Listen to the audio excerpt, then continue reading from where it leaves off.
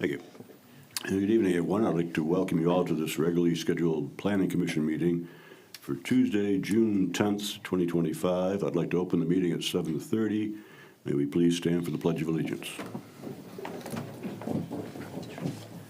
I pledge allegiance to the flag of the United States of America and to the republic for which it stands, one nation, under God, indivisible, with liberty and justice for all. May I have roll call, please? Mr. Carpenter? Here. Mr. Fitzer? Mr. Harrell? Mr. Cusero? Here. Mr. Nushai? Here. Ms. Redmond? Here. Mr. Scott? Here. Mr. Solomon? Here. Mr. Tidlin? Here. Thank you. Thank you. Agenda item number 4 is approval of tonight's agenda. Does anyone have any changes they'd like to make in tonight's agenda? Seeing none, I will approve it as is. And we'll move on to agenda item number 5, which is approval of the regular meeting minutes from May 27th, 2025. That'd be our last meeting. Motion to approve the regular meeting minutes from May 27th, 2025. Support. Motion, support, any changes, anything else? Everybody happy with it? Can I have roll call on that, please? Mr. Cusero? Yes. Mr. Nushai? Yes. Ms. Redmond? Yes. Mr. Scott? Yes. Mr. Solomon? Yes. Mr. Tidlin? Yes. And Mr. Carpenter? Yes. Thank you. Thank you. Agenda item number 6 is public discussion. Is there anyone from the public wishing to opine on any subject? Seeing none, I will then close public discussion. And we'll move on to number 7, which is consideration of the site plan application for 749 West 14 Mile Road, which is the Spirit of Christ Church. And Mr. Tangeri is going to walk us through this. So if you are not familiar with this church, it's at 749 West 14 Mile, which is on the south side of 14 Mile Road. The church has been there for a long time, and what they're proposing is an addition to it. So we have a site that's a little more than 1.1 acres. And it's between the side streets that it's between are Marias and Bywood. So the site has a mix of O1 and R2 single-family residential zoning. The church is located entirely on the O1 portion of the site. So if you look at the second page of the letter, you can see the zoning there with the aerial underneath it. And it's kind of like when the zoning was done, it seems like they just drew a straight line and said everything south of this line is R2. It doesn't matter what's there. So that is one unusual thing about this site, but thankfully the building is in the O1 portion, so it doesn't make anything awkward when it talks about expanding the use or anything like that, because it's actually a conforming use.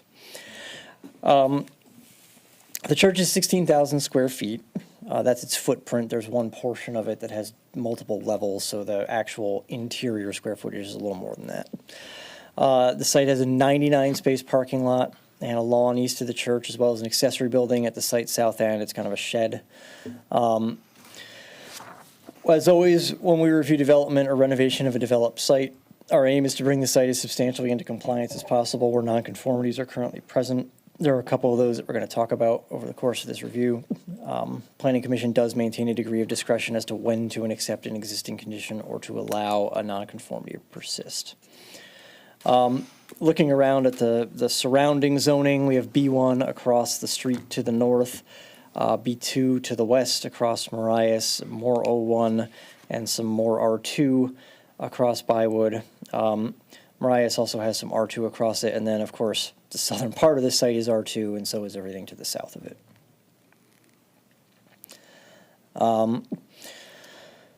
So the main sanctuary is the focus of the renovation, but they are also expanding the primary entryway to make a bigger lobby. And then that includes a new porte cochere over the driveway that goes in front of the door so that people can get out under a roof when they're being let off at the doorway. I assume that's a French term. Yes, it is a French term. Port literally means door, and I'm not sure exactly what cocher means, but Never ran across that one before. yeah, it implies that there's a covered entryway. The dimensional requirements for buildings in the O1 district are met, and that includes the height limit, which is one of the things that we're looking at because they are going vertical with some of this addition to the building in the sanctuary area. They do have 99 parking spaces. Places of worship require 1 space per 4 seats based on maximum occupancy. I counted like everything, the spaces for the musicians, the sound engineers, all the attendee seating, the piano bench, the organ, all of that. I came up with 208 seats. Parking on the site does exceed those requirements by quite a bit, actually. That doesn't have a dumpster enclosure at present. I assume they're using curb carts or something, but I'd like to confirm that with them. The property separated from the neighboring property to the rear, facing Bywood by a 6-foot wood fence. That's proposed to remain. The site separated from the neighboring property to the rear that faces Marias by a green belt with trees. There's no fence or wall present. That's one of those nonconformities that the site does have, is usually there would be some sort of fence or wall there.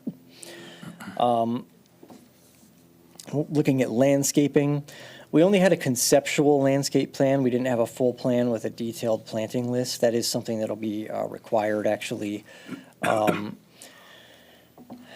demonstrate compliance with Section 515.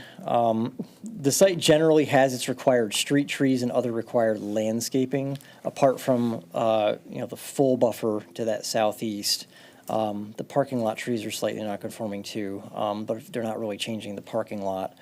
But in terms of what they're actually proposing to plant, we are going to need to see a detailed planting list for that at some point. And that's part of the reason for that is that when we're issuing a final C of O, we need to see that everything's in, and we need to be able to check what's been put in. And then sometimes you'll have to issue a temporary, like let's say the project gets finished in November and they can't plant things, you'd issue a temporary C of O until they can plant things and then give the final when they follow their landscaping plan. Not proposing any new signage, that would be under a separate application.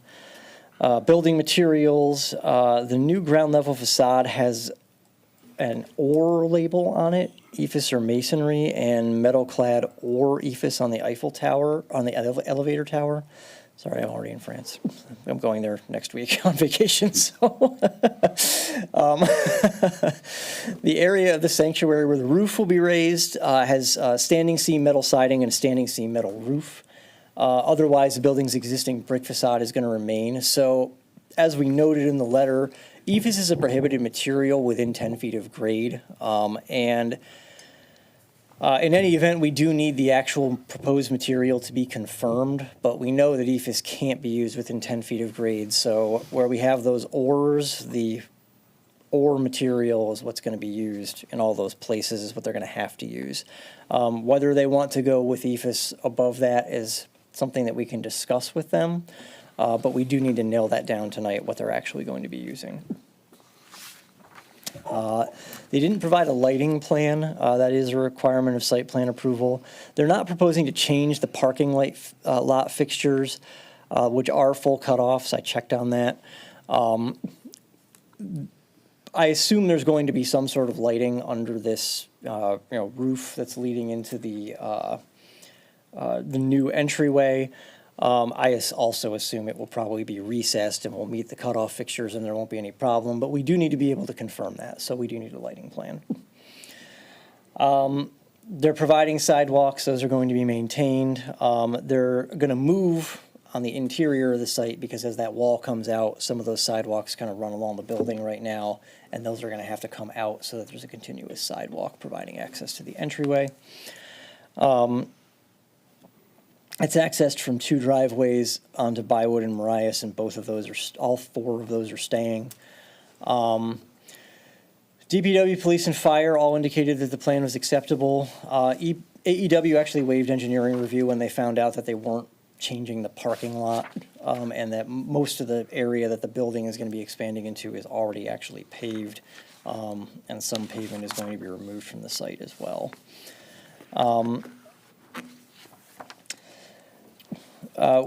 Existing conditions, I just made a note here that we can see where the outer wall is on on sheet A060, but usually we do like to have an actual existing condition sheet that shows us where all the walkways and things are right now. This isn't going to go through full engineering review, so that may be a little less important in this case. But nevertheless, that's something we typically look for. Did you have any questions for me before we get to discussion with the applicant? Can I ask a question just on something you mentioned? Just was curious myself. You said AEW waived their review. So what triggers their review of certain site plans? Can you just Generally speaking, when they feel that the work that's being done on the site is going to affect drainage calculations, that's one of the biggest things. If there's going to be some sort of new connection to water and or sewer, that would be another trigger for engineering review. In this case, they're using all existing leads, and they're actually not extending new water or sewer into the expansion portion of the building. So I think that was the main factor that caused AEW to say, we don't really have much to say in a review letter here, so we're going to waive our review. Thank you. Joe, I have a couple questions. Sure. On page 11 of our packet, it kind of has an aerial view of the building. So are they removing part of the roof of that front portion and adding like a circular there, or? So there's basically, when you're looking at this aerial, there's a brown portion of the roof. The main work is happening there, so they're going up above the sanctuary, and then a little bit to the right of that, you can see the kind of rounded portion of the building. That's the existing main entryway. And what they're doing is they're expanding that out. So the main entryway, the lobby in there, is going to get larger. And then the porte cochere sticks off from that, and it goes to that parking island over that driveway. So it'll come out and meet the front part of the brown portion of that? Yeah, it will. Okay. Yeah, it will. Yeah. So this is more significant than like an awning, right? Because Yes. yeah, okay. And Yeah, but there's they- going to be more new enclosed space. Yeah. a new enclosed space. And there's going to be a new elevator tower there so that they're fully accessible. And that's a big part of that expansion is that elevator tower. Okay. And they're not looking to go, like, that covering is not going to be higher than the rooftop, though? No, the new portion of the building, no, is not really going to get any taller. It's only the sanctuary that's getting taller. Okay, and this is just a general question, because I thought that schools and churches kind of were different in the way that we zone them, and obviously we want to still, Right. bring things up to code, but I thought that there were different rules that apply to. It's only schools because they're actually their own jurisdiction, the Okay. school districts. Places of worship do have certain federal protections. You're not allowed to exclude them from districts where other uses of assembly uses are permitted. But that's not really applicable here. They're already there. They're permitted to be there. It's a permitted use, and they're doing permitted things with their use, I guess. So it's just, it pertains to like the zoning, like area, places where you zone, but you can still apply a site plan to a church. Exactly. Okay, Yeah. okay. I think that's, did you have specifics on plantings? You said on the, you just want a list of the plantings that they're gonna do, but they're in compliance with the number of plantings. I heard that right? All the stuff that we would require, most of what they're showing on there in general terms is like their decorative plantings around the new doorway. So I'm less concerned about it for the purposes of compliance with the ordinance. But in terms of the final cleanup of everything, when we're issuing permits and certificates of occupancy, we do need to know what they're planting so that we can make sure that they're following their plan. Okay. Yeah, there seem to be like 4 items that I highlighted on here that are in question. The landscaping isn't completed out, detailed. The building material, whether the ephes is being used or not, that's not for sure. The lighting is still somewhat questionable, and the outer wall location is not defined correctly. Can we approve a site plan for this and just assume that administration will solve these hanging problems? Yeah, I don't think any of these are deadly No, to the not- plan. They're all things that we can be checking on the back end and making sure that everything's good. So would And would those- they're aware, they've already responded to Yeah. those concerns via email, so I think that we're probably headed in the right direction. would those plans have to be taken care of before a building permit is issued, or before work Yes. starts? Yeah, exactly. Okay, That's kind of, they do it between now and then, basically, yeah. okay. So on one of those points, if I may. Sure. I was curious about that, I guess it's the north wall, Mm-hmm. how there is none, yet it kind of butts to a residential. Oh, There's- the, So there's uh, trees, it looks like, and maybe like a small curb. Yeah, on but there's the no half wall. Mariah side, Yeah. yeah. And so I was curious, is this the right time to think about safety hazard of that? I mean, it seems like they have the half wall everywhere else. Potentially, it could be a nuisance for that residential person. It might be a rental, I think. But, with lights in the evening or things like that. But also, sometimes, I hate to say it, like kids will spin their wheels in the wintertime and, drive around in empty lots. So I just was kind of curious about protecting that Yeah, home there, maybe having that half wall considered for the site plan. I Just drove to- by there this afternoon and saw the same thing, and It's odd that it's not there, I I'm suppose. wondering if the neighbors that live there have any complaints or any problems with everything. Not that we've ever heard from them. That is something you can definitely discuss with the applicant, and it is also one of your areas of discretion that I was pointing out in the letter, is that it's a nonconformity right now. It's been that way for a long time, probably since the church was built, really. You can, choose to permit that nonconformity to continue if you feel that, the work is being done somewhere else on the site and there's not like a pressing problem. But if you feel like there is a real problem there, you could make a condition of approval that something happens there. Okay. You're talking about back in the parking lot, right? Far end of Yeah, at the parking south lot, end of the furthest parking from lot, The building itself. on the side that faces Marias. Yeah. That faces There's a Mariah. 20-foot buffer. There's, what page are you on? Yeah, right here. Yeah, there's a 20-foot buffer with trees in it. Yeah. there, So there yeah. are currently trees there? There are, Yeah, yes, I was there's I like was 5 using or 6. Google Maps just to kind of okay. confirm for me, because it was Yeah. hard to tell in the packet. But yeah, it looks like there's, 5 trees spread out every 15, 20 feet, I can't tell. Probably about 20 feet on centers, yeah. Yeah. And But is there's no that, half wall there. is that, that 2-foot or 2.5-foot wall that is required, is that a commercial use requirement? Or So is that's that required along the street frontage. any street frontage? If they were building this church today, if there was nothing on the site, they'd be putting a 6-foot wall there.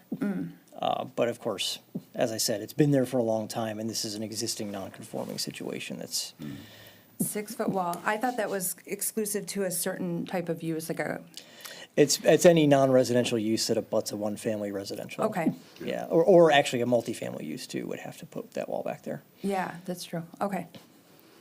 Any further questions for Joe? Joe, you mentioned something about the trash enclosure or lack of. Yeah, I was just seeking some clarity from them. I think they're using curb carts, but I just want to make sure that we understand what's going on there. Mostly putting it on the record, essentially. Anything else for Joe? Can the applicant please come to the microphone?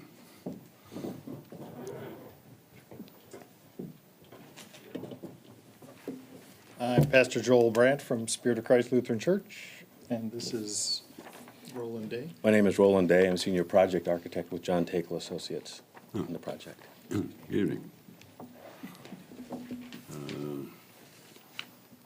Let's start with your trash enclosure. Apparently you don't throw out that much trash at a church that you can just put it up curbside. Yeah, a couple bags a week, no more than the residents. You don't need a dumpster or anything else, yeah. We don't feel we do. I think our neighbors might not want us to have a dumpster. Yeah, I would prefer not to. They'd probably have happy the way it is. Yeah, and then, and the question of the screening, there's no wall, as we were just saying, there's no wall, there's only trees. If I lived in that house, I wouldn't want a 6-foot wall there next to my house either, but. That house used to be owned by the church. It was a parsonage Oh, okay. for a long, long time. I don't know when it was sold, probably 40 years ago already. I don't know if that current owner, but we've never had any issues with You've with never that. had any complaints from them? Never. I would like to have them, I'm sure that they're notified that you're gonna be doing this. Sure. And if, at that point in time, if they would request a wall, then I would kind of lean towards giving them a wall. But like I said, if it were me, I would not want to put a wall there. I'd like to keep my driveway open better. Landscaping, you're gonna give us a detailed plan. Sure. Building materials, you understand no ephes within 10 feet of grade. Correct. We understand that. We'll probably go with the metal panel Yep. and maybe on the building, masonry or metal, but no ephes Okay. certainly for the 10-foot mark. Any other questions? The lighting plan that's required? Do we have any specifications for what that grid would require, the grid? Yeah, I can Okay. provide that. And we'll certainly provide that for the porte cochere, which is a old term when they used to have horse-drawn carriages, and the coach or the cocher would park under that at the building. And that Oh, would okay. protect the rider, so. All right. Now, is your, with the, the new front of the building, are there gonna be added lights to like behind the cross or anything like that, in terms of the exterior of the building, or just, I see that there's like a cross out front on, are you planning on lighting that at all or anything out there? We just haven't gotten to that part of the design stage yet. There isn't a plan for that. Okay. It's a good idea. Oh, well, I want to make sure we were covering all our, lighted bases, I guess. Yeah, I don't think. In terms of, you said you want to, well, I guess we can wait and discuss that later. Are you aware of the landscape ordinance? And, we have specific plantings and a list of plantings. I just want to make sure you're aware of where that's at and how to Yes, navigate. when the landscape comes along, we will go with the city-approved landscape material list and then provide a detailed landscape plan with all the materials laid out. Any further questions for the applicant? Seeing none, I'll entertain a motion. Thank you, Commissioner. And I'm just looking at the aerials and where the property lines are with that north wall. I think in order to build a wall there, it's due to the footings, those trees may have to get removed. So that's just another item to consider, as those trees appear to be mature, healthy, and growing. That I don't know if that's something we want to do if we don't have any complaints at the moment. Yeah, I would just like to make sure the neighbor is aware that this is changed, and if they want it changed, this is the time for them to speak up for it. Okay. Because they're not necessarily notified of this, right? Nobody's. Correct, this is a by right site plan. Right, okay. I'd just like to have them aware. Okay, then I'll entertain a motion. Well, I guess, I don't know quite how to make the motion in terms of what you're looking for, so I suppose that you can add to it or amend it if needed. Well, the motion right there. Yeah, that doesn't have your fence with approval of the Well, you can neighbor. do that with additions. Well, I'm going to make a motion to approve the site plan amendment for 749 West 14 Mile as presented with the following amendments. No ephes below 10 foot, at least 10 feet above ground. They need to supply a landscape plan and a detailed lighting plan. And that is my motion. You can add to it if you want. Support. A motion support. Anybody want to add to anything, or is everybody good with it? I would just want to talk about, I feel like we would have to kind of come back if we wanted to check on the neighbor and do those things, where I feel like, as Joe said, that it doesn't seem to be a hindrance at this point. I don't think Nick has ever received a complaint, right, Nick? Anytime I've driven by there, it always seems like there's plenty of parking back there, that they probably don't even sustain a lot of parking or noise at that home. So that's why I didn't include it in my motion, but, you know, I just felt like it would delay things and potentially add costs, trees, all that too, and not necessarily. Yeah, I don't think it'd have to be part of the motion. I would just prefer that the neighbors be talked to as simply as that, just to make sure Yeah. that everybody's happy. Like I said, I wouldn't want the wall if I were them, and I doubt they're gonna want it. Yeah. Just ask their advice. So we have a motion and we have support. Everybody happy with the motion?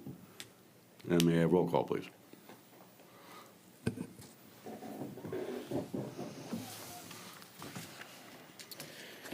Mr. Nushai? Yes. Ms. Redmond? Yes. Mr. Scott? Yes. Mr. Solomon? Yes. Mr. Tinlin? Yes. Mr. Carpenter? Yes. And Mr. Kucera? And yes. All right, thank you. Welcome to improving Clausen. Thank you. Now we'll move on to agenda item number 8, which is public hearing, B3 zoning district standards permitted uses.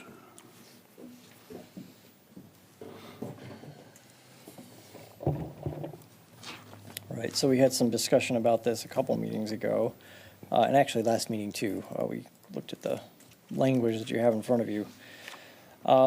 So in our B3 district, which is our general commercial district, it's located primarily along 14 Mile, Rochester, Maple, and a little bit of North Main way at the north end,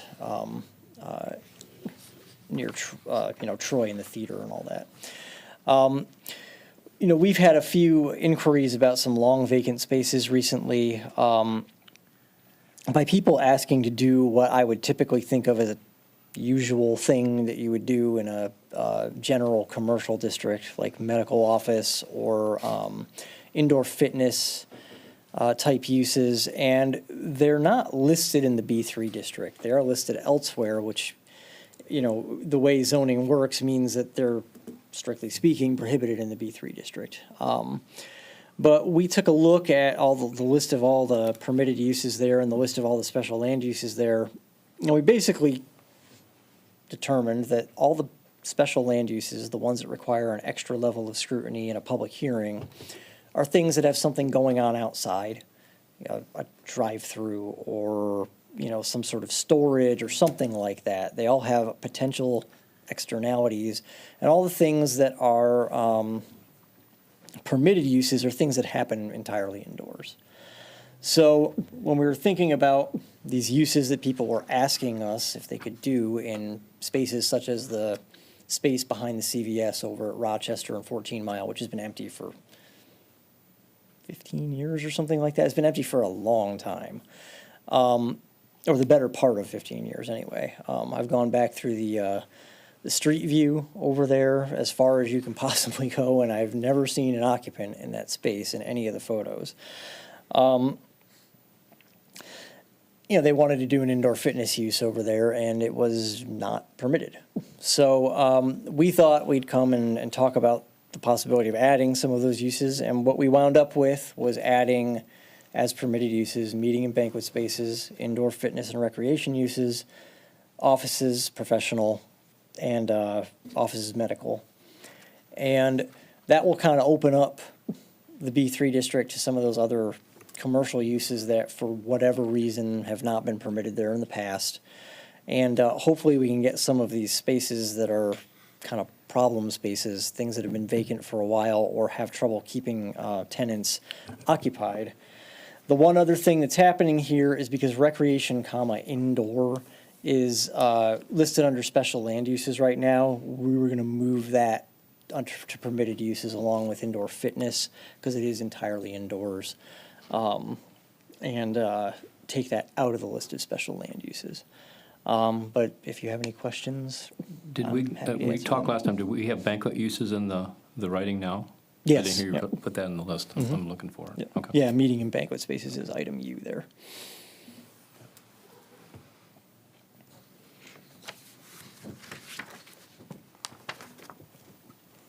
What do you need to get a special land use? Do you, It's essentially like a site plan with a public hearing is really what it is. We have some additional standards of review for special land uses.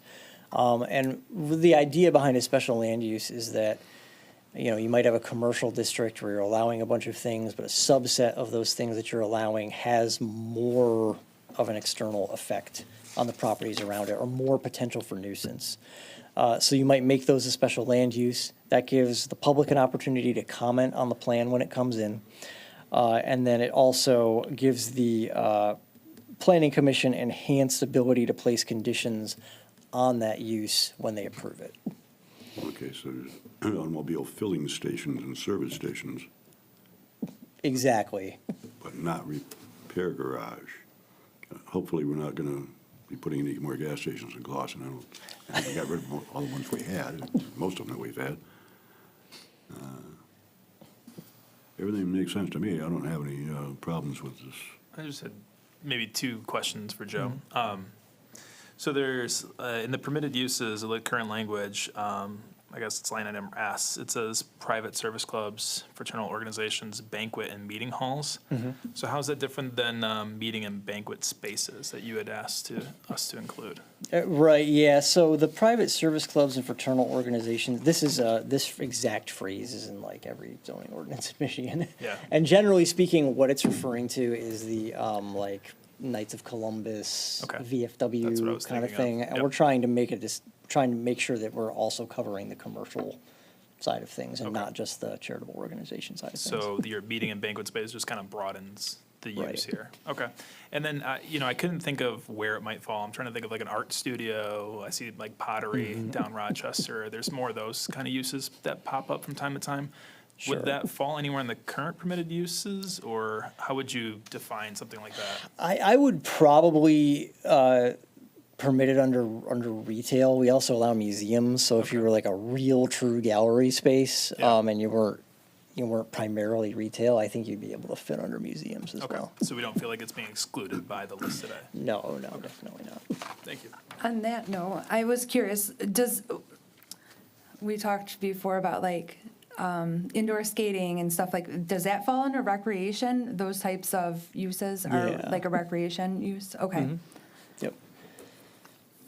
Any further questions for Joe? Good. Is happy? Okay, this is a public hearing, so I have to open this for public. Correct.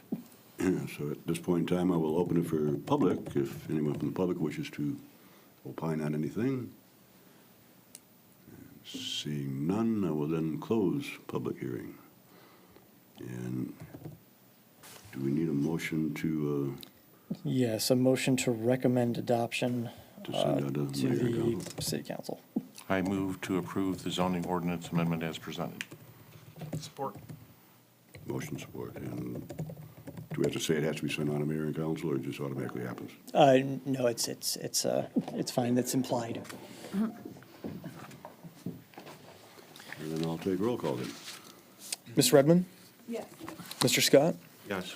Mr. Solomon, Yes. Mr. Tinlin, Yes. Mr. Carpenter, Yes. Mr. Cusero, Yes, and Mr. Nushai. Yes. Thank you. thank you. Agenda item number 9 is continued discussion of the ground floor parking ordinance language. And this is one that's been a discussion item for us. They may have wanted to do one of those uses, in one of those spaces. Thanks for bringing it forward. I think that's helpful. Sure, yeah, I mean, I do think that, every once in a while, you gotta tweak these things to make sure that they're working. So yeah, the ground floor parking, we've discussed this over the course of a couple of meetings, and so now I've brought you some language that would affect what we've been talking about. And really, the check here tonight is does this language work for you? Does it do everything you think it needs to do? And then I got a couple things to think about at the bottom of the memo. So what we'd be doing is we'd be putting in the CC and CMD districts a ground floor parking option, which would say that when a minimum of 50% of the ground floor area of the building is proposed to be occupied by parking, one additional floor shall be permitted within the height limit of the district. That would be 42 feet in CC and 35 feet in the CMD. And the minimum floor height of each floor shall be waived. The following shall also apply. Development using the ground floor parking option shall provide a shared open space on the site for the use of residents. The shared open space shall include at a minimum a lawn area, seating, and one canopy tree. Where the ground floor parking is not fully enclosed by walls and/or doors, the parking area shall be used for the store, it's supposed to say shall not be used. Yeah, and this is the word- this is the word. You gotta stick all your crap there. Yeah, shall not be used, that's an important word. For the storage of any item other than motor vehicles and bicycles, which is something we specifically talked about here. We didn't want people putting a mattress or a shelf or anything in there. The required liner use shall be provided where a building with ground floor parking has frontage on a side street where no liner use is required. The parking area shall not be exposed on the street facing side of the street, so you've got to do something there to keep it from being the thing you're looking at. And then in the CC district, the required 10-foot upper floor setback shall apply to the third and fourth floors. In the CMD district, the third floor shall be set back 10 feet. So we're kind of keeping consistent with what we're doing elsewhere in those districts. And then my things to think about, one was whether to keep in place any type of minimum height for a floor. I kind of left it open in the language right now, let the developer figure out how they're going to break it up. And then whether to try and set some sort of minimum amount of open space, either by percentage or area. For reference, a parking space is 180 square feet, so 4 of those would be 720 square feet. That's kind of the unit you're working with because you're trying to put some of that under the building. So hopefully you're opening up more Can you of the repeat lot. that one more time? You said that really fast. Sure. So, yeah, a parking non-background. space is 180 square feet. So I consider that to be kind of the basic unit that you're working with in terms of area. If you're putting parking under the building, you're pulling it off the rest of the lot. So you should be able to get some additional open space, and it's sort of a matter of, do we want to leave it general like it is in the proposed text, or do we want to try to make some sort of standard there? What are we really looking for? What's our goal there? And I can always wordsmith it, of course, but Would you say like a proportional to how many spaces equals how many something square feet like of green that. space? Yeah, something In- like that. I know we talked a little bit about having like a green space on the roof, but I feel like really having, when I drive down East Elmwood, there's people laying out in the grass reading books, and I'm like, that's what I would do if I lived in an apartment. I'd want to be outside touching grass sometimes. So I think it's really important to try to encourage that green grass open space where people can, lay and read a book or take their dog out. I just don't know what proportionally would make sense to, Instead of doing it proportionally, why not just say a minimum of 360 square feet? That's 2 parking spaces worth of space. But wouldn't you, if they're taking up 50% of a ground floor and to have that little itty bitty, The problem is, though, we're part of the reason why this is attractive to me is that we have a parking problem. If we trade the additional spaces that you might get by parking underneath a building for green space only. right? yeah, I'm not suggesting that, like a 1-for-1. But like, if they're getting for every 4 spots, 1 spot of green space or something like that, to where, and that's just off the top, that's not my suggestion at all. That's just where I'm trying to think, because we could really, depending on the footprint of the building, end up with a whole lot of parking spaces and 3 parking spots worth of green space, and you have 100 residents there. It doesn't just seem very proportional. That's my only thing. And I'm not strong on any way, I just want to No, I kind know, of work it out. I don't want to reduce the availability of parking so that parking isn't cluttered on our main streets. Fair, right? yeah. I mean, this would have been perfect for that North Main? Yeah, Yeah. exactly. You know, would have solved some problem there, wouldn't it? Yeah, and I'm wondering, Joe, not to go too far all over the place, but if there's added green space to buffer zones, I don't want to overcomplicate things, but like, you know, if they did a 4-foot buffer instead of a 2-foot buffer, that feels more of a space, you know, I don't know how crazy to get about splitting it up, but I think that green space is definitely needed more in multifamily. Yeah, and I mean, that's why I was going with the square footage, right? Yeah. Because the square footage could be in any shape that you It's true. make it, right? You could But split it up anyway. I don't, you know, so, you know, you're talking about proportional. I mean, you'd have some proportionality to the square footage of the parking that you're proposing, I guess, but I don't know. That's tough. I'm open to suggestions, but. Sure. You mentioned minimums, right? So, I Right. mean, the potential compromise could be like a tiered system, you know, where you Yeah. have a minimum depending on either square footage of the building, number of parking spots, and you tier it out in like 3 different minimums, I guess. Yeah. That way you're not doing exact proportions, and the math might not always work, to your point. Right.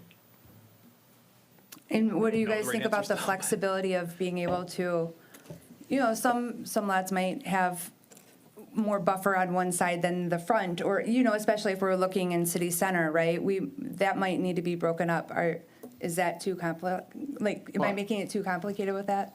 I don't think, the placement of where they put the green space, I think can be left to the developer, Okay. right? We shouldn't be dictating that. Well, right now, it's usually, can be. It like a could be green used space that is a way. green space, like an open space is different than a buffer. So I'm just saying, can we allow Well, but the that? buffer could count as that green space. Okay. right? I would think, I mean, Yeah. I mean, that's why I'm asking, I don't know. an expanded buffer could count as the green space. Okay, yeah, to me. Yeah, Joe, is that something you feel confident? Like if something came in front of us, you can deduct the minimum buffer that we require from any additional and then kind of do that math for us? Or would that be too Sure, complicated? yeah, that's not that difficult. Okay. Okay, height-wise, we're not losing our still height restrictions.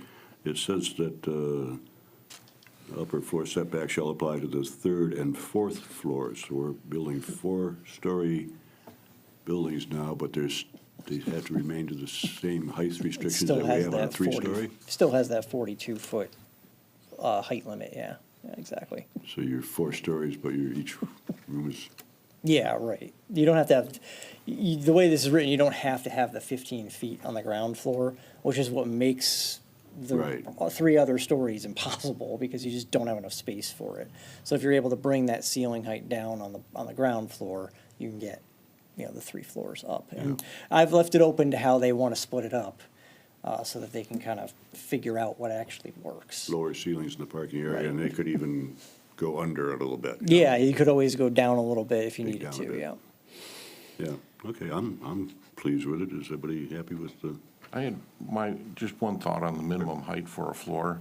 I mean, what's everyone's thought about, I mean, we don't want anything crazy like they decide that they want to have a 6-foot ceiling height or something. Well, you wouldn't meet the building code if you were less than 7 feet. So what's the building code state now? I think you have to have a minimum of 7-foot ceiling height in a residential unit. 80 inches. 80 inches? Yeah. Okay, Is that 7 feet? No, it's just under. Just under? just Oh. under. It's good to know that something else governs that, because that was my main concern. If we Yeah. didn't put a minimum in, there at least there's some other governing term that says it has to be 6 foot, some change. I'm fine with that then. I mean, this shouldn't be more restrictive than what our standard building code is. They want to fill it with residents. They don't want to make it uncomfortable to live, so I'm sure that Right. they would do right. Yeah. Yeah, I'm not too concerned in that case for a minimum height. Okay. I still don't know how to do the green space. You feel like that's good? I don't know how to do that math. Someone's smarter than me. My only concern is if you do leave it open to their, it might not fit the character of the rest of the, commercial around. They probably wouldn't because it's not feasible. But might be worthwhile to have some type of guidance. I think 12 feet was what we determined would be the absolute max you could require and still be able to get the things above. Yeah. I do feel like you should have more than 7 feet in a commercial. Like, I feel, I don't know. It does feel odd to me that a commercial would be, and who knows, they might just be leasing it out. So I know we want to rely on developers to build, but sometimes it really does come down to financials for them. And I feel like we should have a minimal on the commercial. My thoughts would be like around 9 foot would be a reasonable minimum. I feel like, didn't we discuss 9 foot too for Yeah. the parking is kind of the minimum? Yeah, vehicles, so you like can that could- technically be a little below that, but with the size of vehicles now, I don't think you'd want to be. I mean, 9 feels comfortable, Well, wanna, Yeah. 9 foot, 9 then finished. then you'd have 36 feet. You wouldn't be able to get 9-foot ceilings stacked 3 high in 35 foot, right?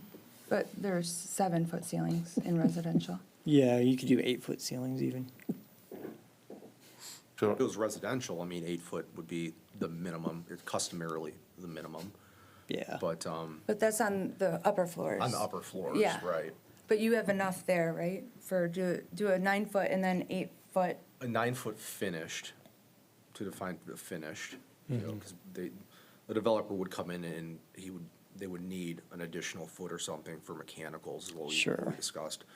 So, I think, you know, my personal opinion would be a minimum of 9 foot finished. And then, you know, they can figure out, the rest, but If they had an unfinished ceiling, like they were doing the exposed beams and, I think the finish would be considered above all the mechanicals, I guess. Above the mechanicals, The okay. bottom of the second floor deck. gotcha, okay. but so just help me understand, because I'm a little bit confused. We have 35 feet available in CMD for possible 3 floors. How do you get 9 foot? Just on the 1st We're floor. only requiring that on the first floor. Okay. The floors so- above can be a little So in your, narrower. in your question at the bottom, it does not specify the first floor, it just says minimum height for a floor. So now we're Yeah, talking because about right now there are height minimum for the heights for first all the floor. floors. And we would just be applying a minimum height to the first floor here. Gotcha. Yeah, so I'll just write that. I'll figure out how to write that. Yeah, in the- That's where you lost me, because I thought we were talking about all Oh, floors. gotcha, so, sure, yeah. yeah. No, yeah, no, your math was correct. The max is 42 feet. Yeah, so if you did Yeah. 9 plus the floor system, figure a foot plus times 4, I mean, you'd be comfortable, you'd be able to fit a 9 foot first floor and then 8 foot or 9 foot, whatever configuration above Sure. that, factoring in the deck system. Okay, sure, Yeah. okay, good. That's what we'll go with. Okay, that makes sense. Okay, you don't need a motion or anything on this, just a continued discussion. No, yeah, I'll come back with something that's refined, and for the open space, maybe we could do some visual stuff where we show, okay, let's see, you've got this many in here, and you have a proportional thing, is what it would look like with this many spaces inside, and this many spaces inside, and this many spaces inside, and we can decide if that's what we want to do.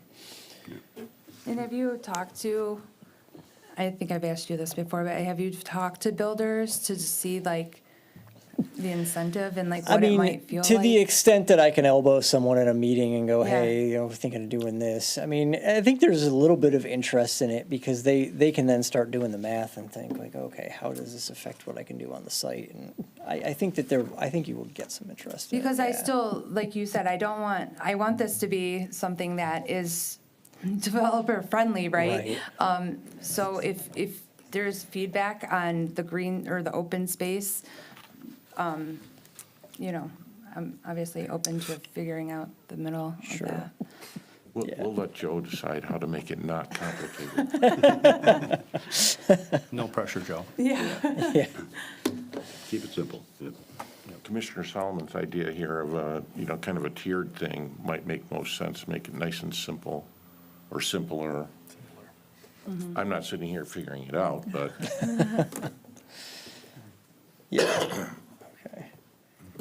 Okay, let's then move on to number 10, which is consideration of a joint workshop with city council to discuss short-term rentals. We gave them some dates, and they came back and gave us their dates. I move to schedule a joint workshop with City Council for Monday, June 16th at 7 o'clock to discuss short-term rentals. Support and discussion? Is that Thank okay? you, thank you. I didn't want to just interject there We'll after a get the support motion, in there. so, Don't worry. thank you. So in the packet, I did provide just a little breakdown of how the item was presented to city council and their discussion.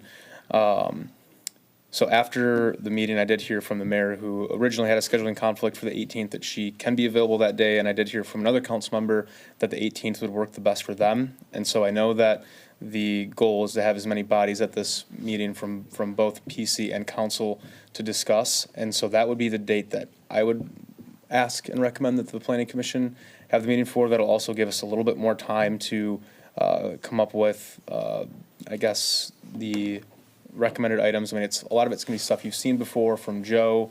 So that's the date I'm recommending, but it's obviously your purview. You prefer the 18th to the 16th? I would, yes. Were there any council members that said they couldn't make it on the 16th? So initially, at the last meeting, there were 3 council members. 2 of them were open both days. The mayor originally had a conflict, but she let me know after the meeting that she's now available. And I did hear from the council member who wasn't there that the 18th would work best for No, them. I said the 16th. The 16th? Yeah. Everyone make it on the 16th? Only one made it seem like you would not be available. And I know, because I watched the meeting, that Shepherd wasn't there. Were you able to talk to him Yes. and get confirmed that the dates? And he's given- the one that shared the 18th would work the best for him. Oh, okay. I'm not showing preference. I was just curious if you Yeah, no, touched and, base with yep, him. yep. I'll start. Confirming either day works for me. So maybe we just see if anybody has an issue and I'm open for you have a either. preference on the 18th or 16th. Yeah, no, the 18th is just a challenge for me because I have another commitment on the 18th, but I'll have to figure out if I can move it, if that's the date that we want to pick. So I'm open either way too, but, so the 18th would be guaranteed 100% attendance from the city council? Is that what I'm hearing? I am not going to confirm their attendance 100%, but based on the feedback I've gotten, that would be a date that I think would be able to get the most council members there. Because I'd like to have, all the commissioners. It'd be make great to this one, have right? all 9 of you and all Yeah. 4 of them, 100%.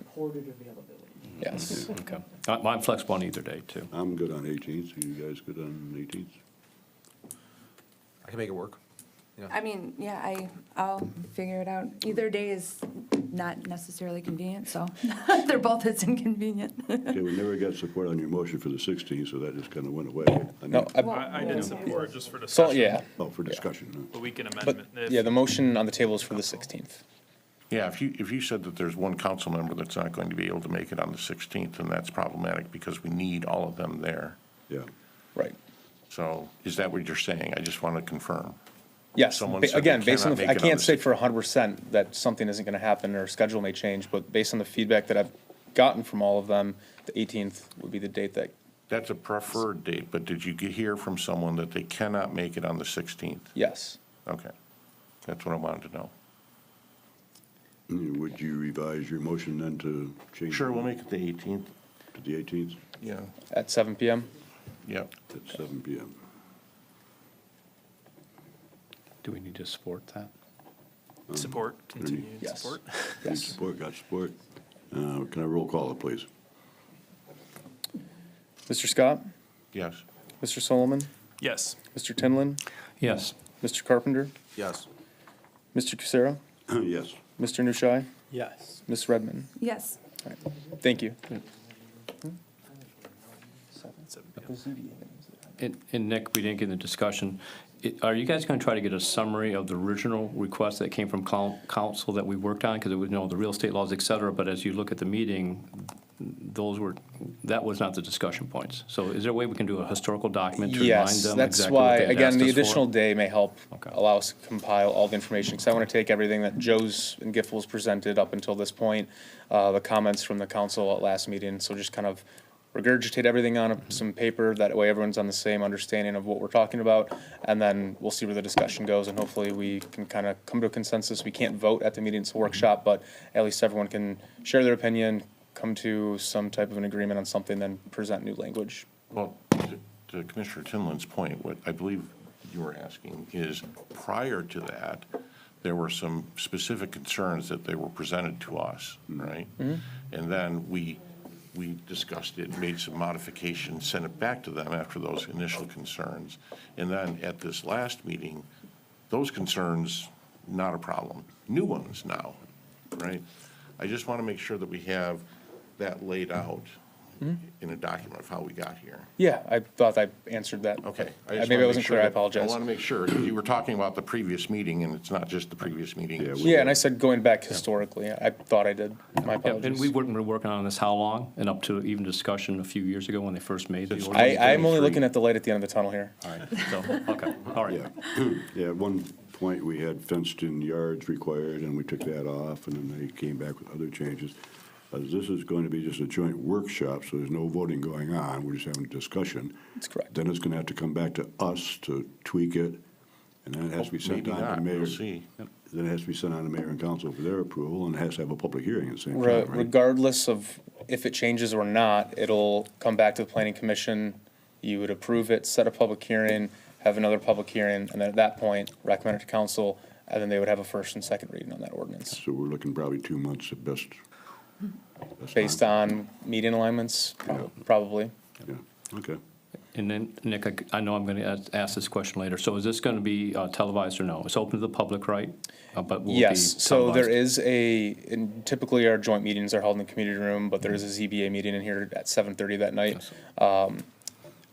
Merge Live should be available to do that meeting. We'll confirm with them tomorrow, but if possible, we'll certainly make it happen. Okay. Okay, did I call a roll on that? I'm sorry, you said the 18th?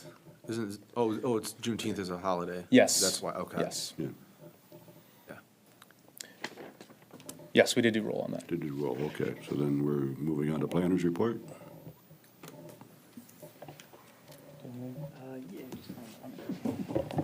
I just wanted to note that I haven't forgotten about the uses in the industrial districts that was Okay. brought up. And I just started kind of doing a somewhat deeper dive than I expected to when I got into it, and I just didn't have it ready for this meeting. So it'll be, I will not be at the next meeting because I'll be overseas, but in July, when I'm back, we will have that on the agenda. Thank you. Thank you. How about staff report and training opportunities? All right, thank you.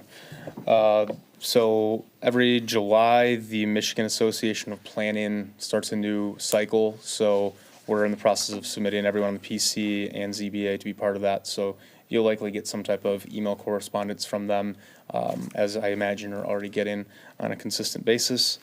Additionally, the Royal Oak Master Plan was approved. The memo that was sent to the city was included in the packet, which did provide a link to their plan. We're scheduling the joint workshop, or we scheduled a joint workshop for short-term rentals. Other major updates for developments. Both the Baker and Shalom site had engineering responses submitted to them yesterday. Both do have to come back with some additional updates to their plans, so that's still going back and forth. I know it's been a few months, but this is how long the engineering process takes. So that's kind of get a taste of it. Once you approve a site plan, then it goes to engineering, so there's a significant amount of back and forth between our engineers and their engineers. So those projects are both still moving forward. Again, the 1331 West Maple Culver's temporary certificate of occupancy was extended as we kind of expected due to when it was issued. They've made and continue to make progress on that, and we're expecting that to be the full CVO to be issued in the next few weeks. And that concludes my main update on the report, but I'm happy to answer any questions. Biscuits and gravy. On the status here, it says that their engineering plan submitted and currently under review. My understanding was that they're probably not gonna do their parking lot. That's However- correct. However, as I was walking over, there's a guy out there right now, he's building a raised platform in front of the thing. Yes, sir, and I knew you were going to ask me about this one today because I saw them, they started. So that is an addition of an outdoor patio or cafe, so that is administratively approved because it's seasonal, so it's not going to be a year-round use. It's removable. Correct. Okay, it's a bunch of 2x4s, he's Yeah, they're in the process of building it, and they've been in communication with us, kind of as we were going through the site plan process for their other space downtown. Okay, so that's just done administratively, okay. So Correct. you Yep. can stand about 6 inches higher and you can see the rooftop screening much better than, it's. That, we did talk about that as well, and we're working on a plan. He's got a conversation with our building officials, so that, next time you, hopefully we'll comment positively on that. Okay. And can I ask a question before? Sure. you- If you said something, sorry, I might have been in La La Land, but the AARP qualification thing, did you talk about that? I have not, and so Oh. a few weeks ago, I sat down with our Parks and Rec team, and in order to maintain the age-friendly designation, we're gonna be starting a subcommittee of folks and kind of want to get a broad range of people on this committee. And so just kind of putting it out there, if anyone on the planning commission is interested, it's still kind of a ways away from moving that along, but wanted to gauge interest on anyone on the PC. I'd be interested in knowing more about it, not Okay. necessarily. And that's why I haven't really touched on it, because Yeah. it's still kind of under development, but wanted to throw it out there at least for your eyes at this point. Yeah, I mean, I would be definitely interested in knowing, I guess I don't, do you know, do you have the stuff that we have to know to qualify for that? And I don't right now, and that's why okay. it's kind of at the Yeah, early stages. okay. But once I get it from them, it'll be more of an active conversation. Okay, cool. Any other questions for Nick? I do have one more. I noticed House of Barbecue wasn't here today. Are we- I communicated with them and did not hear anything back. Okay, just wanted to make sure that they Yes. had the opportunity if they were ready course. to, because I know she wanted to get here as soon as possible. Ball's in their court. Okay, Yes. thank you. Okay, then we'll move on to legal update, which we don't have because we don't have a lawyer. Does anybody else have any comments or questions or anything else before we close up shop? Nope, I Entertain a motion to adjourn then. motion to adjourn. Support? Motion support. Roll call, please.